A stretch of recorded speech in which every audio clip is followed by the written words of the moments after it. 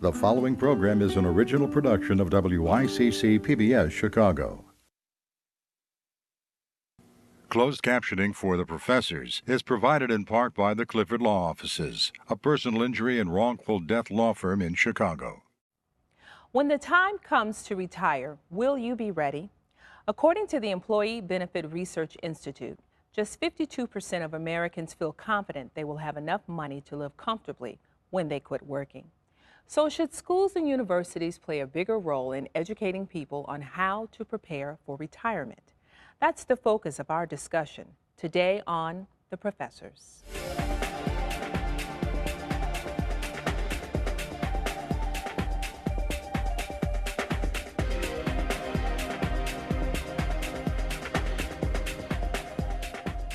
And joining us today to talk about how we can better prepare people for retirement are Nick Panamitros, attorney and professor at Kennedy King, UIC, and Harper Colleges. Akbar Dima, professor of political science at Chicago State University. Rashid Carter, professor at Harold Washington College. And William Settles, retired Truman College professor. Welcome all. Thank you. All right, the state of retirement. A lot of conversation going on about retirement because, especially in Illinois right now, you can't mention retirement unless you mention pension. But I'm going to throw the ball to you first, Rashid, because you teach an economics course. Yep. And so when you're teaching any of your courses, do you talk about retirement? Well, absolutely. At the beginning of each semester, my business, introductory business courses and also my economics courses, we play a game called the Millionaire Game. And really the game is about what sort of principles or values do you need to adhere to in order to prosper later in life. And we talk about a wide range of things, but one of the core lessons is in order to actually feel some comfortability when you get to the age of retirement, you need to start saving early. You need to diversify your investments, and so the way that you go about investing money, it shouldn't be stilted towards one particular proclivity or another. You need to diversify your investments across a wide range of financial assets. You have to be informed about the marketplace so that when you do invest, you're investing in a way that's wise. And then you also have to live within your means, right? So these are things that we talk about. And I like to mention these things as we go through the semester within different contexts. But I like to leave that thought process on my students' minds because typically they don't have those sort of discussions. They're pretty much living in the moment. So these are themes that you repeat throughout the course? Absolutely. All right. Bill, your retirement. I am retired. Do you think you prepared well? I think so. And do you think what advice were you given, especially as a student, do you think that you followed? As a student, it wasn't on my mind.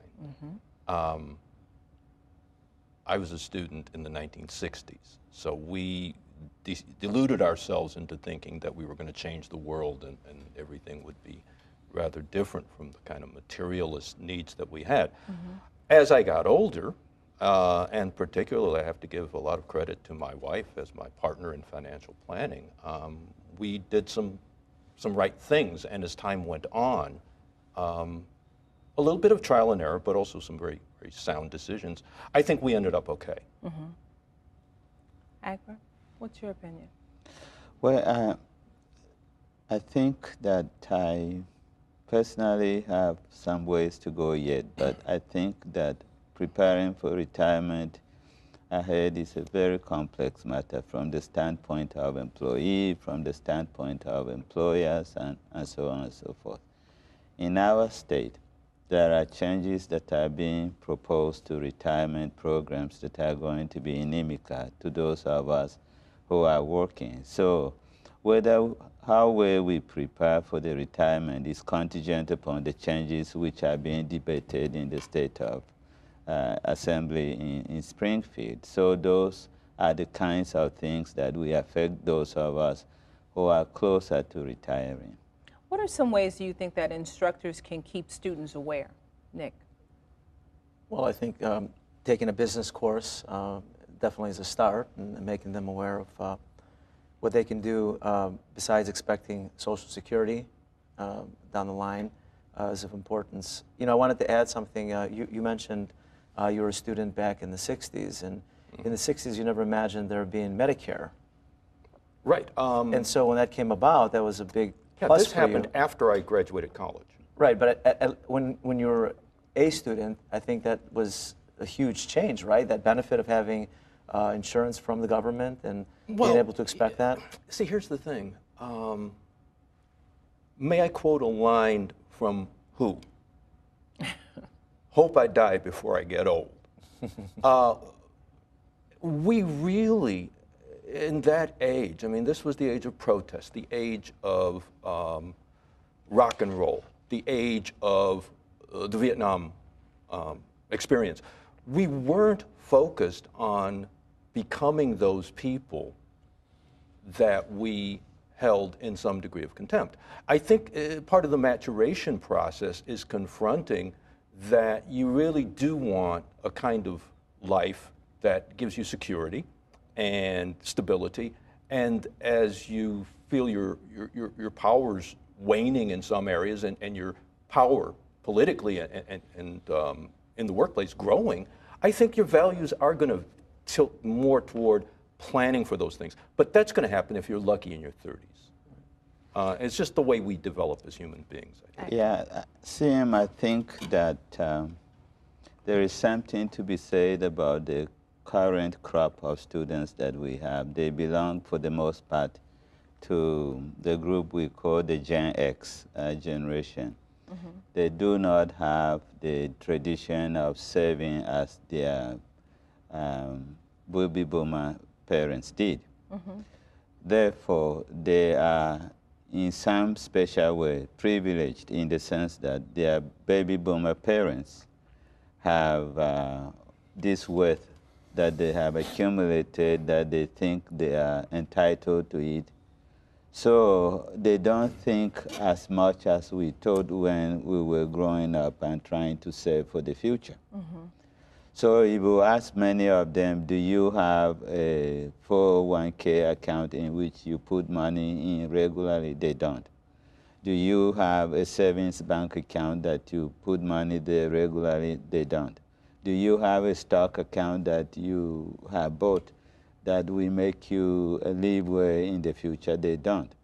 But then they have these parents with wealth that they are more likely than not to inherit. So those are some of the considerations. But you know, sometimes I wonder when we talk about the responsibility of higher education, and it is to educate the student all the way around. And I think a lot of times there's been this vast agenda about just feeding the workforce. I need to bring the students in, I need to educate them and get them credentialed in such a way so they're qualified to participate in the workforce. And I think that's all well and good, I really do. But I think the higher education, there needs to be a responsibility from administration on down as part of the curriculum that talks about the other aspects of the students. So of course, you know, I guess what I'm beating around the bush to talk about is how a lot of times at the beginning of the academic year, they'll bring the banks in, have the students sign up for a checking or savings account. But there's really no additional knowledge or tutelage that comes with that. Okay, now you're going to do a savings account. Like, I have yet to see someone bring in a bank that not only says sign up for your first checking or savings account and then let's talk about a 401k, you know, let's talk about an IRA. Do you think that's where we should be headed, especially considering the state of Medicare and Social Security and, God forbid, the pensions? Well, and given the fact that we just got out of a recession, and retirees saw their 401ks diminish at levels they never dreamed that they would diminish by, and that really, it caused a lot of retirees to have to go back into the workforce, right? Mm-hmm. It changed their whole future expectations, right? And so you would think that that would be the catalyst for young people, or at least educational institutions, to augment the educational paradigm to accommodate that sort of instruction.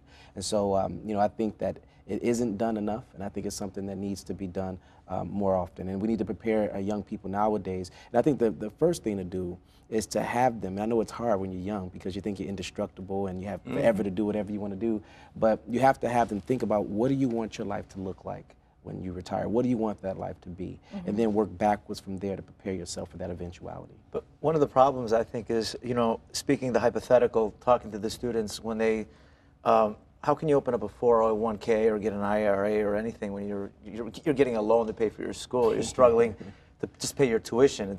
it just doesn't go together. So I think that's part of the problem too. Schooling has gotten so expensive. That's true. And you know, That's a very jobs are valid hard to point. find and they're low paying. So someone's just struggling just to get by and get a loan.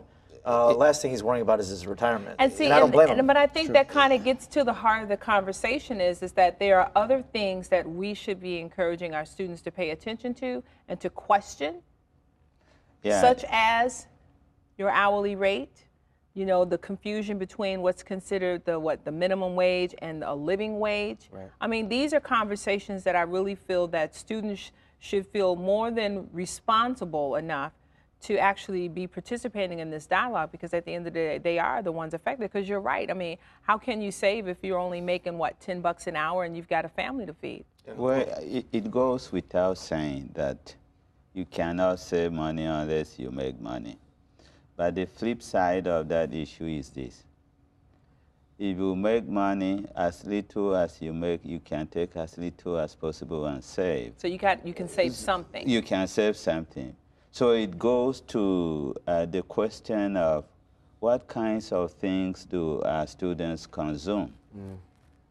In my classes, I see them with sophisticated cell phones, iPhone, which is a lot of money. I don't have an iPhone. I don't either. So that means that if they can cut down on some of this ostentatious consumption that they engage in, they may save something. I am not saying that I'm the biggest saver, but when I graduated from school, I knew that life ahead of me was uncertain. So I saved every penny that I made. I went to my first job with $7,000 cash in my bank account. And that is commendable and zero debt. So there is a way to do it, but somebody has to be conscious. They have to have appropriate values in terms of what they consume, how much they are going to keep, and how much they are going to spend. Then how is it possible for the curriculum to navigate between what is considered personal accountability or responsibility and actually a culture of non-saving and conspicuous consumption? Bill? I think, and I come at it differently. I mean, I was teaching in the humanities, and we look at the whole of culture. I think students need to have an opportunity to understand where they fit into the economy and how the economy works and how the system works.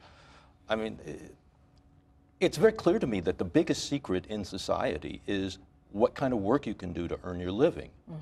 We don't really want students to know. Then the question of what is your stake in the economy is one that people need a chance to investigate. And sometimes that stake in the economy is not going to lead a person into the conventional behavior. I mean, a lot of people are entrepreneurial. I run into a lot of artistic people who are attempting to launch careers that are not going to provide stability early.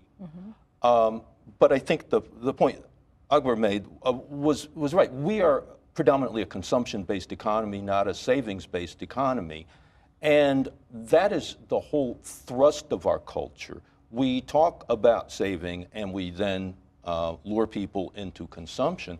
How we would change that, perhaps, again, is to let people know just what's going on.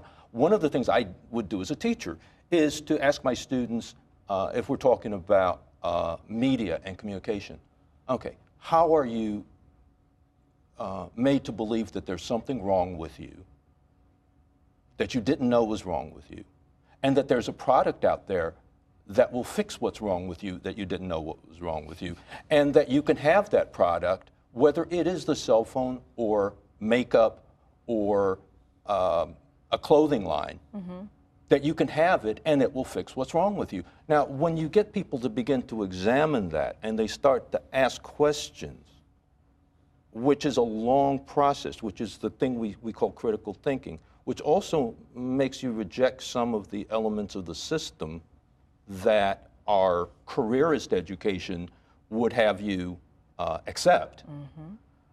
Then you begin to decide, I belong in this economy here. I have a stake in it, and I am entitled to claim my stake, which then means that you begin to invest in getting what you want. And it may be shorter term than longer term, because I still would argue that except in a culture where people have their future laid out for them with no variation, you are going to follow in the footsteps of your parents and their parents, or you've taken the test and you're going to become a skilled tradesperson in this area, and then you're going to retire there. Our society doesn't really promote either. People have the freedom to be poor, I suppose. But then the problem is we don't want the consequences of exercising that freedom. What do you think, Rashid?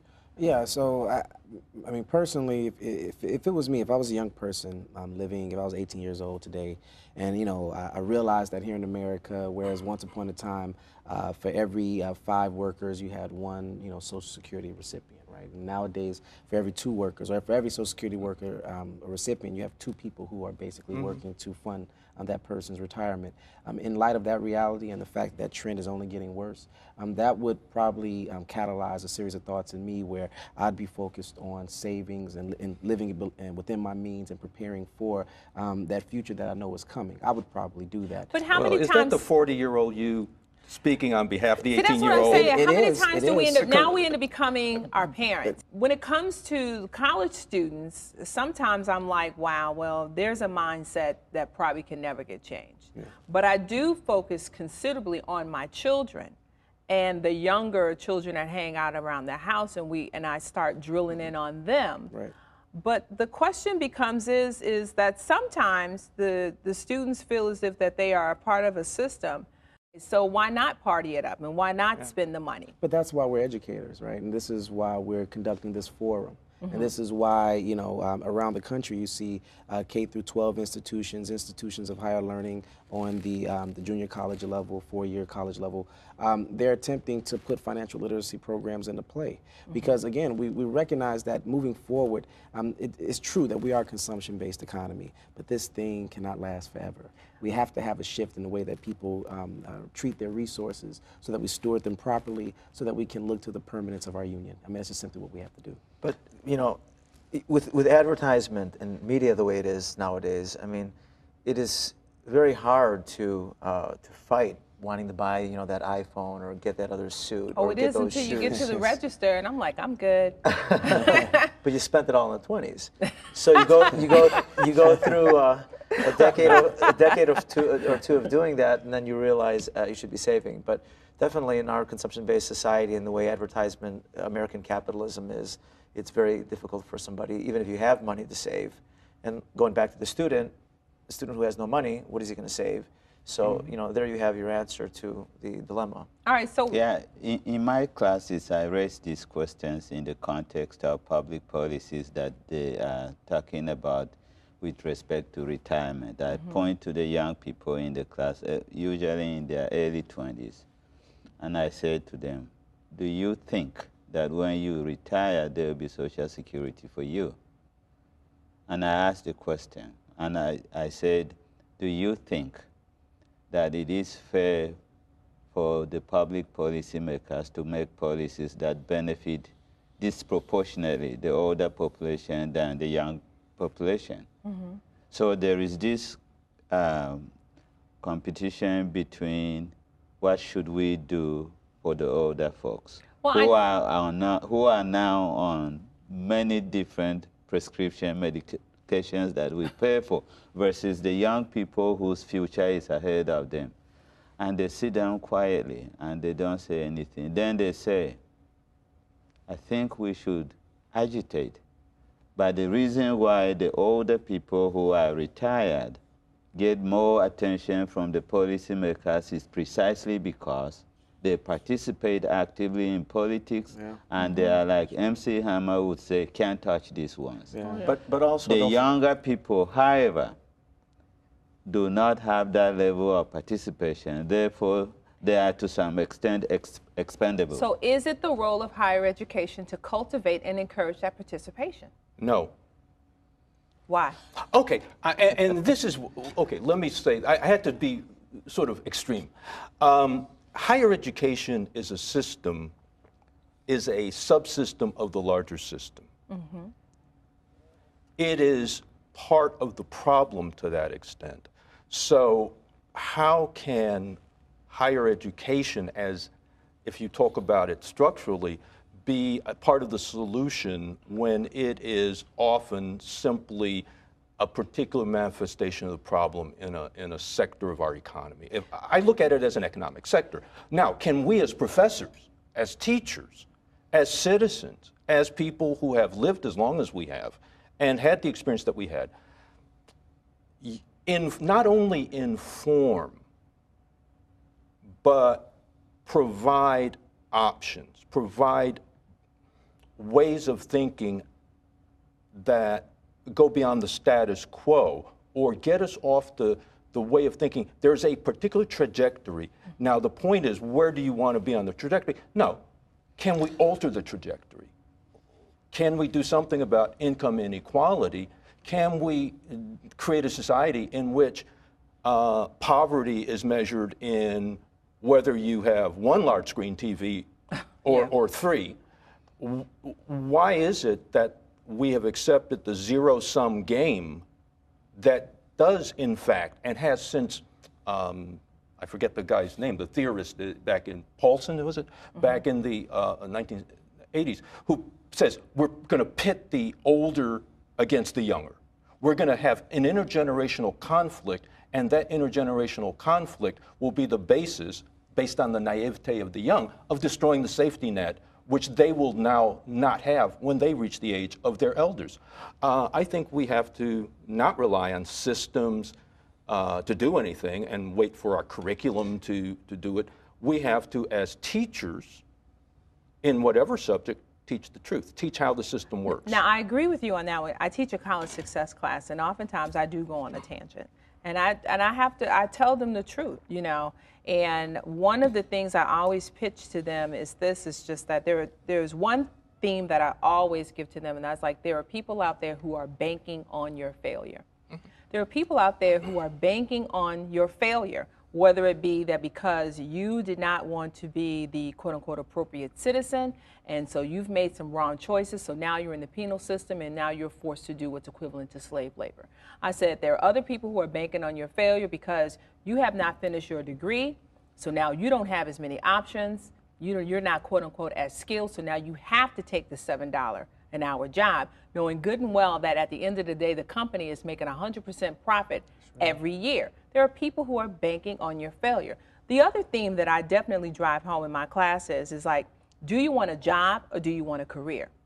And they're two totally different things. And so I encourage them to go to Occupational Outlook. Okay, I get it, you want to go into the medical field, and it's great that you want to do the entry as far as being a nurse or a CNA. Why don't you go into Occupational Outlook and see what is their lifetime salary to stay at that CNA status? Or what else can you do once you acquire those credentials to be a CNA to move forward? So you're right. There are certain real conversations, real truthful conversations that need to take place in the classroom.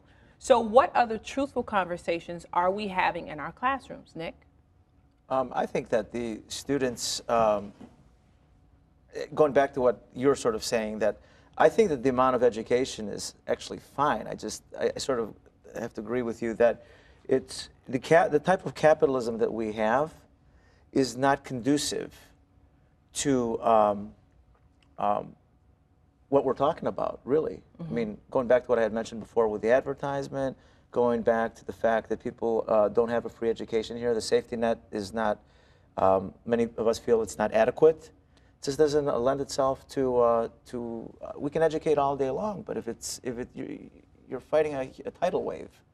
But yeah, but I like the theme though, William, about the real truths that need to be said in the classroom. What real truths are part of in the classroom? I think I should answer your original question, which is what we should do with students regarding participation in political process.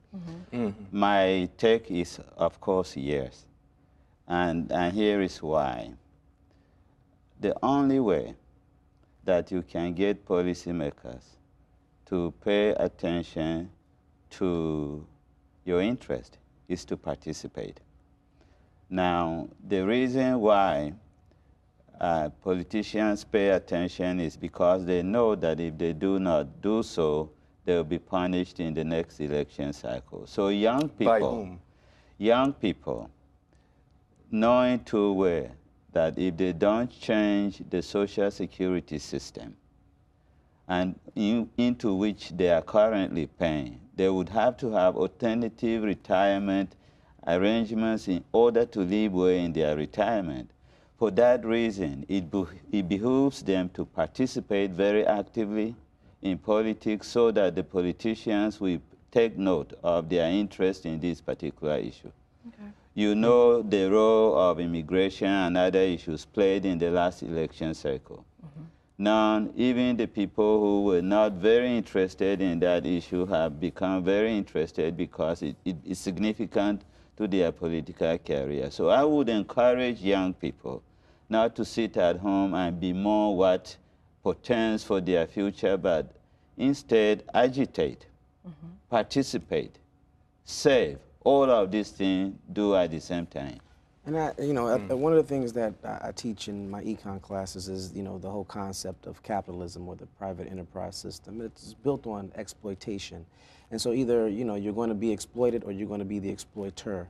And the thing that I teach my students very clearly is that they want to exploit opportunity in the marketplace. Doesn't mean they have to do anybody wrong, but it means you want to position yourself to be able to survive and thrive in the context in which you're being that you're existing within. And so I think that it's okay for us to have these conversations, to have financial literacy workshops on a collegial level, but some of the best experiments, I think, is when we start to teach the very young, So when we go into kindergarten classrooms or first grade classrooms, and you give simple lessons about, okay, you have these resources, how do you steward them, little child, and they'll talk to you about how I should save my candy so I'll have more for later, or whatever those simple principles are. If we can embed them in our curriculum in schools and teach them consistently, then by the time you're 18 years old, you're not doomed to be a consumer bereft of resources and making bad decisions. You can actually do better than that. And I think that's what we need to be preparing our young to do.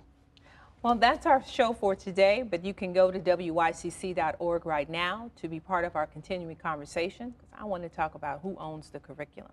See you next time on The Professors.